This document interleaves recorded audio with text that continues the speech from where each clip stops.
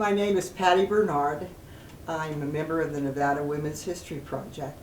Today is Saturday, December 10th, 2022, and we are here in Reno, Nevada, and we are speaking with Tina Bundy Nappe. Welcome. Thank you. This interview is being made possible by the generosity of the Estelle J. Kelsey Foundation. My name is Leontine, or Tina Bundy Nappe, and I was born on August 18th, 1941, in Washoe, in Reno, Nevada. My parents lived in Washoe Valley. They had purchased the property sometime in 1941. My father had come across the country from the east.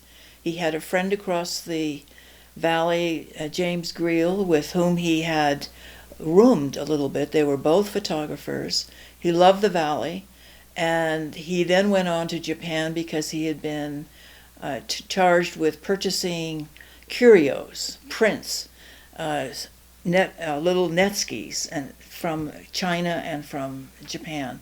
While he was there, he was on a tennis court and met my mother, and my mother said, I have tickets tomorrow for the Mikimoto Pearl Farm, but I have to be there early. But what white man is going to go there? And my father said, I will. And they went to the Mikimoto Pearl Farm, and within a few months they were married. But they could see that a war was coming through Japan. Japan was arming, and so they realized they had to leave, and they decided to come back to Washoe Valley, which my father had loved. Now, he was from New York. He had been known as an artist. He had been given the opportunity to go to special art schools because of his talent. He had learned photography because he saw it as a way to support his art. So when he arrived in Washoe Valley, he not only had those two skills, he came actually with some of his art, which I still have, from the 1930s, particularly lithographs that he had with him. And then, so they bought this property, which they could hardly afford. It was an old kind of mill site on West Washoe. There was hardly any, the water came from a stream, which meant that you didn't always get your water. Everybody in the valley now has wells, which are more secure and cleaner. They didn't have electricity. My mother had never learned to cook, and I arrived, I suppose, within 6 months. So they had this place that they had, and they had no real income. And at some point, my father volunteered for the Army and went back, leaving my mother here on her own. And over time, things worked out. He came back.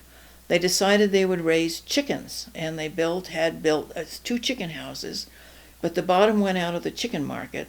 So they brought the buildings, the 2 rooms, over to the main house, attached them, and they started what was called a guest ranch, sort of a divorce ranch. Their first guests arrived in 1951, so this was about 10 years after they had moved there. And from 1951 to 1961, they had a guest ranch. Now, I am using the term guest appropriately because not everybody came for a divorce. Some people came just to visit, and once some of them had been there or gotten a divorce, they returned for visits, just to visit and be with my family. We had no swimming pool, we had no horses the way other guest ranches in the valley had, but my parents did have picnics. They entertained a lot. They brought people from town. They went camping with some of the people, and we seemed to attract a lot of what I would call the more intellectual people who were in colleges and came for a divorce. We had a man called, for instance, Albert Deutsch, who was a social writer. You know, he wrote the book Plight of the Honest Cop. He wrote an article on Nevada called The Sorry State of Nevada, which was printed in one of the last issues of Collier's magazine. One of our divorcees was an artist, Mary Meyer, who, after she left us, became a girlfriend of President Kennedy and was murdered in Rock Park. So we had some interesting people who came to our place we didn't really need to go anywhere to have interesting people. We had interesting people coming to us, and it was a very social life. My father is an artist, and he immediately got involved in the art community. Over the years that he was there, he had offered classes actually in the studio that he built on the hill. They had nude models because at that time the university didn't allow for nude models on campus, so people would come there. He was part of a Virginia City group of artists who would meet occasionally. And he then, over time, he also started the portrait group in Reno, which lasted probably until about 3 or 4 years ago. And a number of people were there, and he has a number of portraits that I still have, unfortunately. Getting rid of parental stuff is not easy. So he did a lot, and in the meantime, my mother also developed. She had never worked before, she had no degree, but eventually she became the assistant librarian at Carson City Library and retired from that in 1985. My sister and I went to a one-room schoolhouse in Washoe Valley called Franktown School. We were there for the first 5 years. I figure I left that in 1951. There were times when there were only a few students in that school, and times when there might be 10 students in grades 1 to 8. After that school, I went to Brown School on the Virginia City Turnoff for 2 or 3 years. Eventually going to Carson High School. I became secretary of the student body in Carson High School and also one of the valedictorians of that school, and I had some scholarships to go to the University of Nevada. And I graduated from the university system, I think in 1963, I'm even forgetting that, with a degree in English. I immediately went and did a world tour, went to Europe and the Middle East, hitchhiking through a lot of the Arab countries at that time. It was amazing, and my parents, when I returned, said they were frightened all the time because obviously there was no internet. They relied on letters that were few and far between. But it was a very exciting year. I think it was one of the most important development years that I had. I thought I would never come back to Washoe Valley because my parents were kind of educated, intellectual people, and I was going to find my life in Europe. But Reno and Nevada had open space, and I missed the open space. So eventually I came back and had a couple of jobs, and then I landed a wonderful job with Dr. Richard and Maya Miller, who had moved to Washoe Valley. They had purchased a place called Orchard House, and right next door was the Washoe Pines Divorce Ranch. Now, as an aside, I should say that all the divorce ranches sort of died in 1960. Flying Emmy, Washoe Pines, and our place.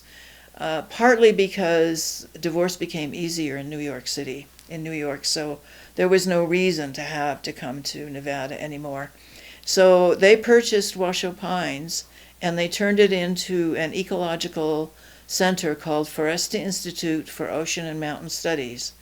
And Dr. Miller, who had seen me bring over fish from Ophir Creek and ask him what they were, thought I might be a good candidate to work for them. He wanted to start a program on rare and endangered species of Nevada wildlife. And at that time, Dr. Miller was an ichthyologist, which means he studied fish, and Nevada has probably one of the largest genre of endangered fish of any of the states. And so that's where we started, and I worked for him and became involved in conservation. I want to give Maya and Dick Miller tremendous regard for the roles that they played early on in Nevada. I may have been the first wildlife person who was hired by a nonprofit organization to focus on Nevada wildlife. I could be wrong, but I think I might have been. One of the successes of our work was to pass Nevada's first rare and endangered species law. It was the first state-based law in the nation dealing specifically with rare and endangered species. And it still amazes me how our legislature approved it. In 1973, I noted that nothing was happening with that law because there was no money to support it. We went back to the legislature and we were successful in getting a funded position for the rare and endangered species. And one of the first things that they did was to develop falconry laws, which had been part of the legislation for Nevada, and it was partly to address the fact that California falconers, seeing that there were laws in California, they were coming to Nevada to capture birds of prey, and then they could take them back to California. So the state, Nevada, put a stop to that. And so that was one of the things that I had done. In the meantime, as an aside, I had gotten married in 1967 to Gary Nappe, and we had a child in 1971 called Sasha Nappe. So I had done that, and then I was kind of at a loss of where to go next. My job was over at Foresta Institute, and I wandered around in different jobs for a while because I had to work. And eventually I ended up as a client in the new federally funded job training programs. This one was called JTPA, Job Training Partnership Act. And I came in as a client, and over the years, I think it was in 1991, I ended up as director of the organization, and then I retired in 1999. It was an absolutely fabulous job. It covered the 13 northern Nevada counties, and we had about 9 offices in various portions of the counties. I would go from one to another and grew to really love the fact that each community was unique. I mean, every community has its own way of how it does things, and the pace of life was so much slower that I really loved in those counties. I had 2 boards. One was made up of elected officials, and the other primarily of private businesses, education, and various other components of the public sector. So between those 2 boards, I had almost 25 people on my board. And I would have to say that I loved every one of those people. And I was very impressed with the county commissioners. Even if they came from small counties, they had an understanding of how government works and were very supportive. And I just very much appreciated it. One of the highlights of my work there was starting a program called ProNet, which is still going today. And what it dealt with was professionals. If you think about it, during the 1980s, as this nation grew, Reno, for instance, which had had headquarters of businesses, lost those headquarters to either Clark County or nationally.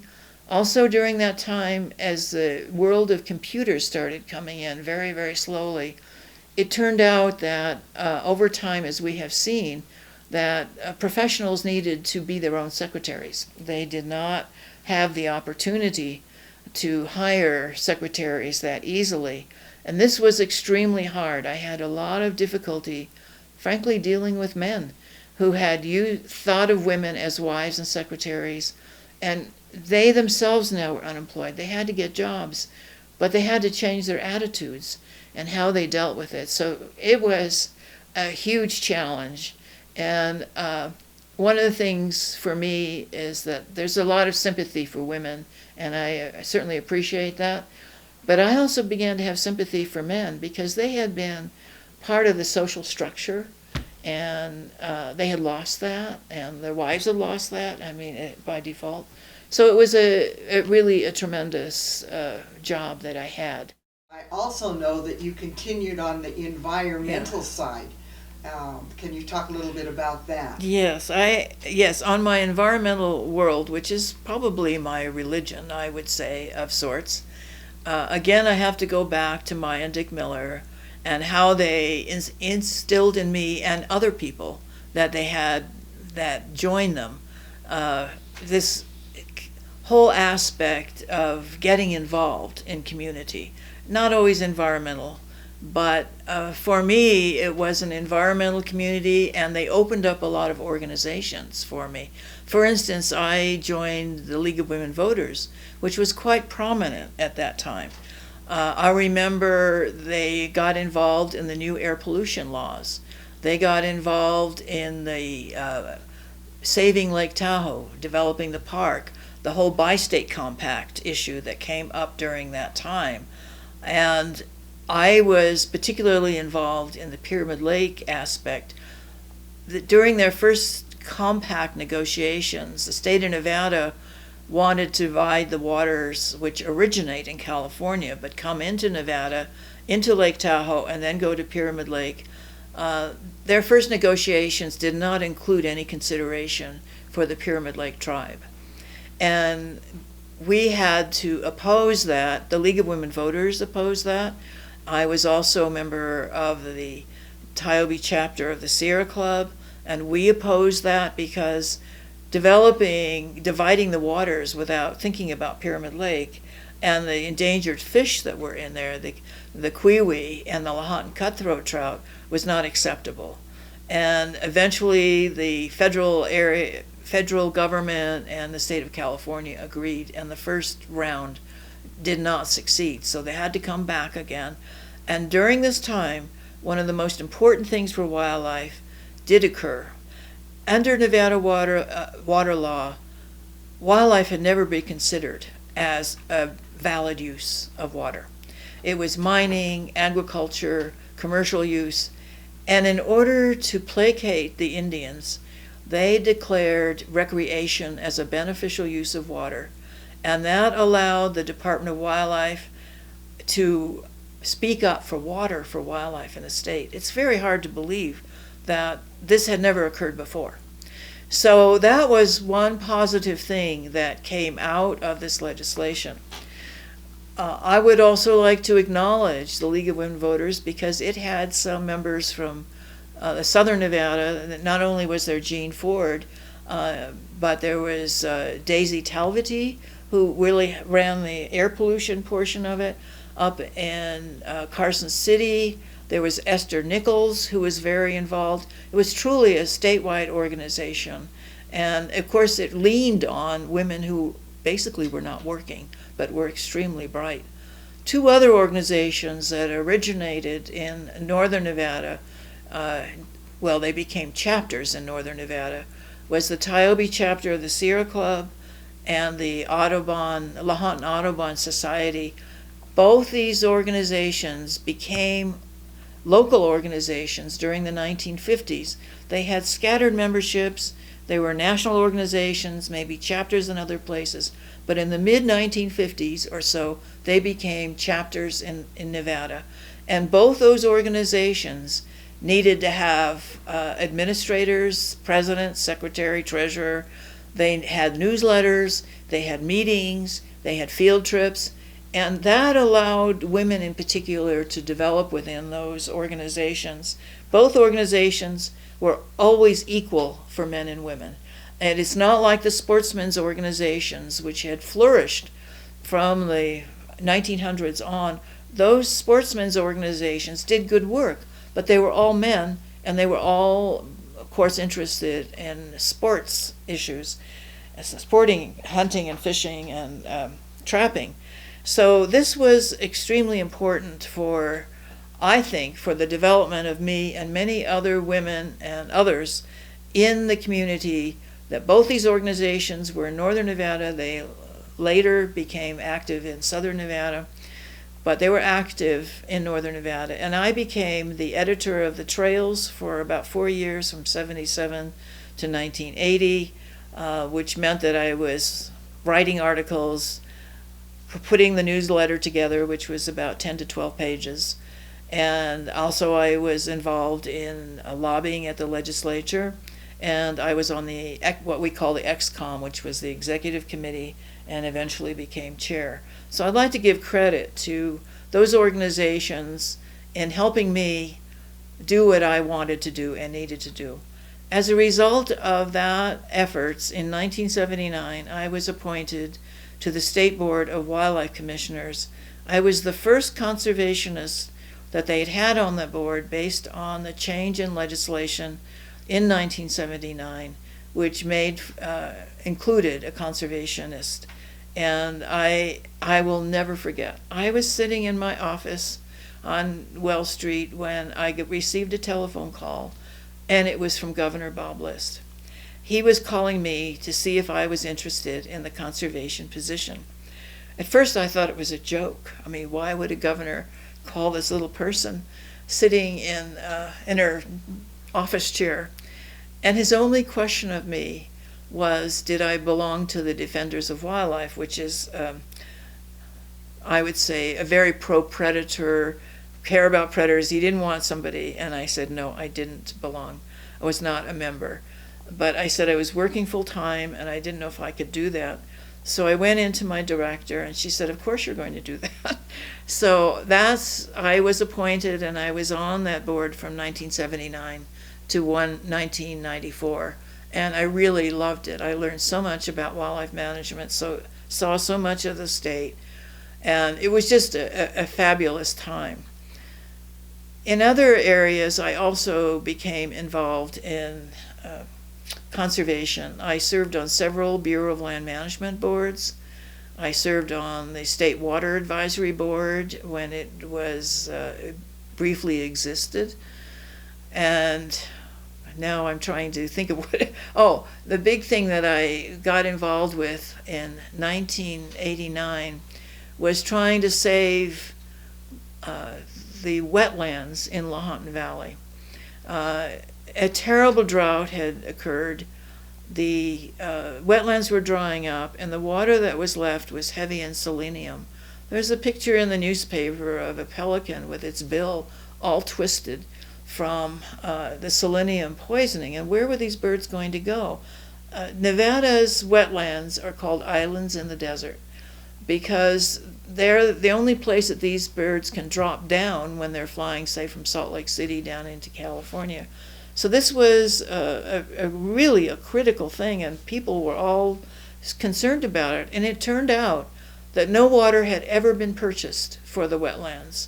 There had been a wildlife refuge at Stillwater since 1949, but there was not a drop of water that had ever been purchased for it. And any water that's sitting around unused, of course, in Nevada gets used eventually. And so there's no such thing as wastewater. You either own it or you lose it. So a group of us got together, and we conservationists met with the sportsmen, who of course were interested in duck hunting, and we decided to try to work together. It was not easy. It was not an easy thing because we came from very different points of view. Some conservationists didn't like duck hunting. Some of the sportsmen didn't like some of the agencies. The Department of Wildlife didn't like the Fish and Wildlife Service. I mean, there was a lot of baggage we had to work through. And several times we almost broke up. But then we realized if we were not together, there would be no water for birds. We had to work together. And eventually we came together and we developed what we wanted. We wanted water for the birds in Leontine Valley, and we wanted money to buy that water. And so we approached Senator Reed, who was at that time negotiating on the compact, dividing the waters of the Truckee River between the tribe, he thought, and the city of Reno, without regard to the water going down to Leontine Valley, because he was going to take the water from the farmers and put it back into the Truckee River, which was certainly appropriate. And we said, wait a moment, we need water for birds. And so by working together at that critical time, we did get about 34,000 acres of wetlands included in the legislation, and the ability to ask for money to buy the water. And that was a very big thing for us. And over the years, water has been purchased. The wetlands are still in very poor shape, but at least they have some water rights, both Stillwater Wildlife Management Area and Carson Lake and Pasture. At this point, we still care about it, but we don't really know what to do to help further maximize the use of water. So that was one of the things that we completed. I want to take you back, Tina, a little bit because I'm not sure that our viewers will understand the problems between Pyramid Lake and the Leontine lands. All right. I would say that in the settling of the West, or maybe anywhere, let me go back and say that Nevada water law appreciated agriculture, mining, municipal use. It did not appreciate natural resources as a designated owner and user of water. To add to that, when you have the Pyramid Lake tribe and you have an Indian issue on top of that, I mean, it would have been different if they had been white farmers. You have that issue as well to deal with. And furthermore, throughout the West, there has been an effort to try to irrigate the desert and make things bloom. And so in 1903, the first reclamation project in the nation was to take water from the Truckee River, that means taking water from Pyramid Lake, and moving it into Leontine Valley. And it was supposed to irrigate, I think, 60,000 acres at the time. It never did irrigate that much land. And so this meant that a huge channel was put in, and the water went into Leontine Valley, and the Pyramid Lake, of course, started drying up. And two species of fish that are unique to Pyramid Lake, the Leontine cutthroat trout and the kiwi, eventually were placed on the endangered species list. And furthermore, Anaho Island is one of the major nesting grounds for the white pelican. It was not an endangered species, but if the island became a peninsula, obviously all those pelicans would die. So, and that issue was addressed a little bit, not until about 1973, however, when the Endangered Species Act came in, and the two fish species were placed on the Endangered Species Act. In the meantime, in Leontine Valley, we had no endangered species to raise the flag. What we had were species that absolutely would eventually enter the endangered species list nationally if the efforts weren't made to preserve them.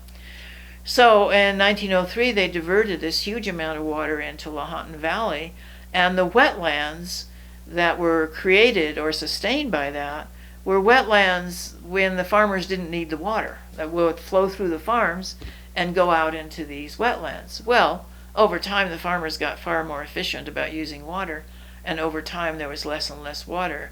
And as I said, the definition of wastewater means that anybody can take it. And so if you don't own it, you lose it. So that's sort of what happened for our wetlands.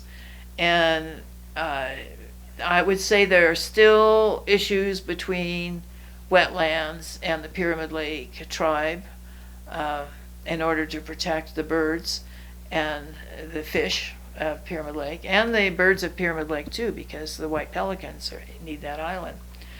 So that's sort of what happened, and Senator Reed, bless his heart, included the wetlands and the protection of them in this huge bill that was so successful, the Bi-State Compact. So I imagine that there was a problem purchasing the water rights, though, from the farmers. Was that did that become a problem, or were these farms that were failing, or housing developments? No, well, water is a huge priority, and it's very expensive to buy the water, but eventually, yes, water was purchased. It's not just the purchase of the water. You have to pay what's called O&M fees on all the water that you use. So the big cost today is not the purchase, but the Fish and Wildlife Service is the major payer of water to the farmers for use of that water. And that is the issue that may break the back of buying more water, because you have this huge cost. It's sort of like a maintenance fee is what it is. And as the farmers sold out, and if the Fish and Wildlife Service or the state of Nevada bought the water, then they have this huge fee hanging over their head. So you have the issue today where the Fish and Wildlife Service is paying the largest fee, but the farmers still dominate the dominant body of that distribution and how it's distributed and when it's distributed, which is another major issue that we deal with. And that is still ongoing. It's going to be every year, because every year you don't know how much water you get, when you want to call for your water, so you get it to the wetlands, at what time of year do you want to get that water, and can you get the farmers to give it to you, because often you want it at the same time the farmers want it. At this time, right now, the farmers don't want the water, so if there's any water left, it can flow to the wetlands. But it requires tremendous skills by whoever is working on behalf of wildlife to work with the farmers and to know the water system. Is this an appointed position or is this an elected position? What? The wildlife board?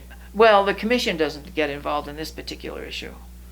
This is done by staff of the agencies. And the board is the Truckee River, the operating board of Fallon.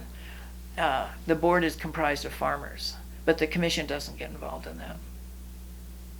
So, changing our subjects a little bit, I want to talk with you about kind of your legacy. You've been involved in many things and in many different areas in your life. How would you like to be remembered? Well, I suppose for the few things that I can pinpoint, I would say that most of our lives we spend involved in organizations of which we're part of, but we can say we're part of something. We can't say we individually were the reason something happened. And I'm happy to have been part of things that have gone on. Certainly I'm very happy about the Endangered Species Bill, very happy about the work we did in incorporating the wetlands into Senator Reid's omnibus bill dealing with the Truckee River. I'm working now on wild horse issues. I hope something positive comes out of that so that we can save our wildlife. But those are probably the things that I can think of right now as the most. So if we were to put on your tombstone, Tina Bundy Nappe, A. Well, the other thing I've done, and you've been part of this too, is I love to get historical documents to special collections.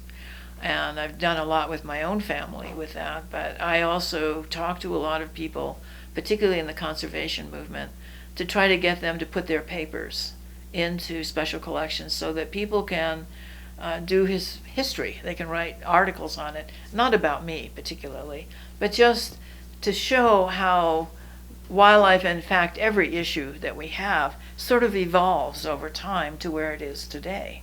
And I feel that we're all part of a time and a system, and what we want to do is to advance that a little bit in the areas that we care about. And my area happens to be wildlife and water, but I love history too, and particularly the history of Washoe Valley. I've done a lot on that. I've tried to help with managed to get some all wildlife documents into special collections, several major horse collections. So I enjoy that too. Who do you see carrying on what you have been working so hard in your life? Do you see people, young people coming into this type of?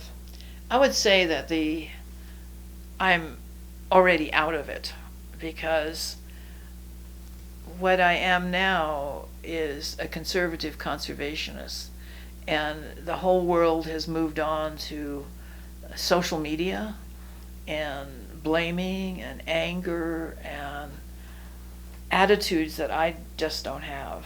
And I find that people like me get pushed aside a little bit. We feel out of it. And I can't say that's bad, because they're still advancing wildlife, but not always in the manner in which we had originally envisioned it. So I had a platform at a certain point, and issues have gone way beyond where I am now. Do you see that they are being carried forward, though, in a productive way? I hope so, at least some of them. I hope so, but I really don't know. Yes, I would say that some of the organizations that have emerged in the last 20 to 30 years are good with social media. They hire politicians and lawyers and really bombard the press. They don't like to work with others as much as we tried to do in the past, and maybe that's good or bad. I don't really know. I just have to accept where we are. So, would you, what would you say to a young woman or young man that has some capabilities and would like to make a difference in Nevada? There are many opportunities today in environmental efforts that didn't exist when I was coming of age. AmeriCorps, for instance, has a lot of environmental jobs where people can get a first taste of what it's like to work on the land itself or in different projects. They can do that. A lot of organizations, like Friends of Nevada Wilderness, hires a lot of people over the years. I was at their dinner last night, and where people can express their interest in wilderness, which is certainly a big issue, or express their interest in almost anything. Today, the number of jobs that exist in environmental opportunities, both as interns, as low-paying full-time jobs, or maybe even in agencies, is far more than ever existed when I came of age. Thank you. Mm-hmm. And last but not least, is there something that I have not asked you that you feel particularly passionate about? I'm not sure that I can't think of anything really at the moment that I can think of. Well, I want to thank you very Thank much you. for a super hour. Yes, it was fun. And thank you for thinking of me.